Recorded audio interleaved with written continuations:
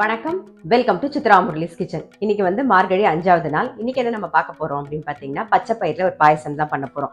So அதுக்கு வந்து நான் 1 கப்பு பச்சை பயிர் எடுத்திருக்கேன். அதை நல்லா வாஷ் பண்ணிட்டு லைட்டாக வறுத்துட்டு நான் வந்து வேக வச்சு ரெடியாக எடுத்து வச்சிருக்கேன்.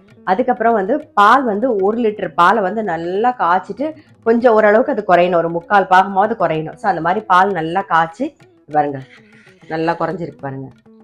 இப்போ என்ன பண்ண போறோம்னா, இந்த பக்கம் என்ன பண்ணிருக்கேன்னா 1 கப்பு வெல்லத்தை நல்லா கரைய விட்டு ரெடியா எடுத்து வச்சிருக்கேன். ஸோ வெல்லம் ஒரு கொதி விட்டாச்சு, அந்த வெல்லத்தோட பச்சை வாசனை போக ஒரு கொதியும் விட்டாச்சு. பயிர் நல்லா வெந்துடுது, சும்மா மசிச்சுக்கலாம் நாம.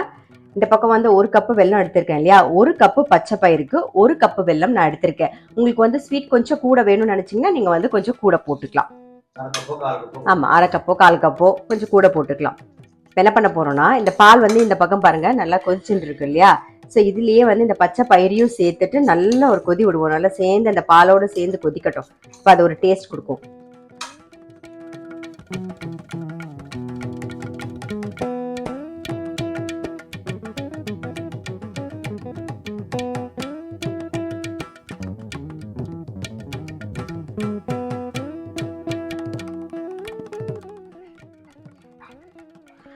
நல்லா கொதிச்சுட்டு இருக்கு.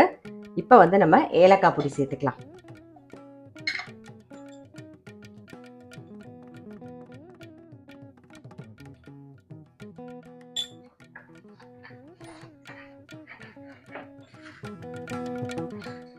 இதுலேயே வந்து கொஞ்சமாக வந்து பச்சை கற்பூரமும் நம்ம சேர்த்துடலாம்.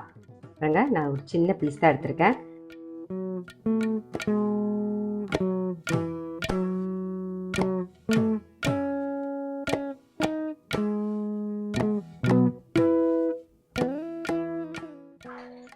பாருங்க, மார்கழி மாசம் அப்படின்னாலே வந்து டெய்லி கோவில்ல, பெருமாள் கோவில்ல பாத்தீங்கன்னா வெண்பொங்கல் தான். ஸோ பெருமாளுக்கு வெண்பொங்கல் தான்.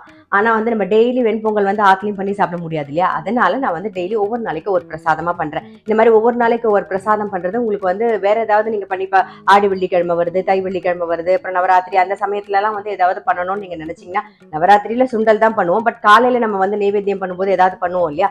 ஸோ அந்த சமயத்துல உங்களுக்கு இந்த மாதிரி டெய்லி பண்ணி காமிக்கிற பிரசாதம் வந்து யூஸ்ஃபுல்லா இருக்கும். அதனால நான் சரி ஒவ்வொரு நாளைக்கு ஒரு பிரசாதமா பண்ணலாமேன்னு பண்றேன். ஆனா எதுவுமே வந்து ரூல்ஸ் எல்லாம் கிடையாதுங்க, இப்படிதான் பண்ணணும் அப்படிதான் பண்ணணும்னு சொல்லிட்டு. வெண்பொங்கல் எல்லா பெருமாள் கோவில்லையும் வெண்பொங்கல், இல்லைன்னா என்னைக்காவது சக்கரை பொங்கல், அப்புறம் அக்கார அடிசல் பண்றப்ப அந்த அக்கார அடிசல். ஸோ இந்த மாதிரிதான் இருக்குமே தவிர வேற எந்த பிரசாதமும் இருக்காது. பட் நான் வந்து ஒவ்வொரு நாளைக்கு ஒரு பிரசாதமா உங்களுக்கு பண்ணி காமிக்கிறேன். எதுவுமே பண்ண முடியல அப்படின்னாலும் ஒரு பாலும் பழமும் நைவேத்தியம் பண்ணீங்கன்னா கூட போதும், ஒரு பால் நைவேத்தியம் பண்ணா கூட போதும், ஒன்றும் பிரச்சனை இல்லை. பெருமாள் வந்து இதுதான் கொடுக்கணும் அதுதான் கொடுக்கணும் நம்மளை கேட்கல. நம்மளா விருப்பப்பட்டு நமக்கு மனசுக்கு சந்தோஷமா இருக்கிறதுக்கு நம்ம ஏதாவது ஒன்று செய்யறோம், அவ்வளவுதான். ஸோ எதுவுமே வந்து இதுதான் அப்படின்னு கிடையாது. உங்களுடைய விருப்பம், நீங்க என்ன வேணாலும் பண்ணிக்கலாம்.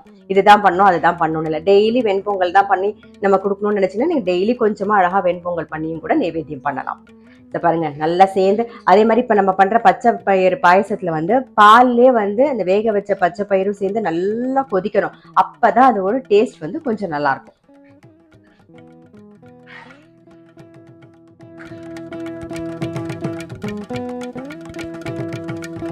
இப்போ பாலோட பச்சை பயிறு சேர்ந்து நல்லா கொதிச்செடுத்து ஸோ ஆஃப் பண்ணிடுறேன். கொஞ்சம் சூடு ஆறுனதுக்கு அப்புறமா நம்ம வந்து இதில் வெள்ளைக்கரைசல் சேர்த்துக்கலாம். ஸோ அதுக்குள்ள இந்த பக்கம் என்ன பண்ணலாம்னா, நம்ம நெய்யில் முந்திரி பருப்பு வறுத்து சேர்த்துடலாம்.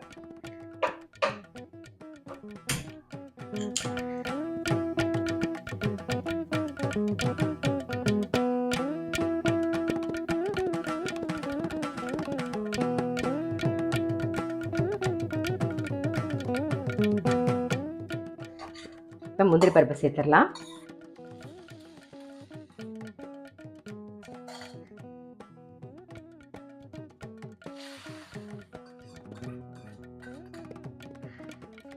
ஒரு 3/4 வாசி வந்து ஆறிடுது.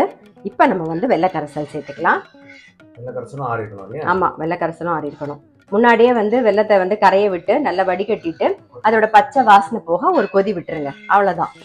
ரொம்ப சிம்பிளா முடிஞ்சிடும். இந்த மாதிரி பண்ணும்போது டேஸ்ட் வேற மாதிரி இருக்கும். நம்ம வந்து சாதாரணமாவே வந்து பச்சை பயிறு பாயசம் பண்ணும்போது வெள்ளத்துல பச்சை பயிரை வேக வச்சிருப்போம், கொதிக்க விட்டுட்டு அதுக்கப்புறமா பால் சேர்ப்போம், இல்ல தேங்காய் பால் அது மாதிரிலாம் சேர்ப்போம் இல்லையா.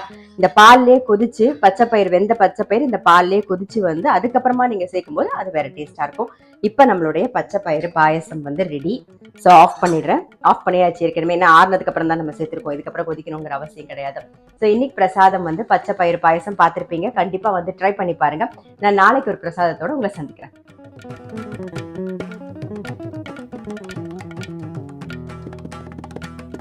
you.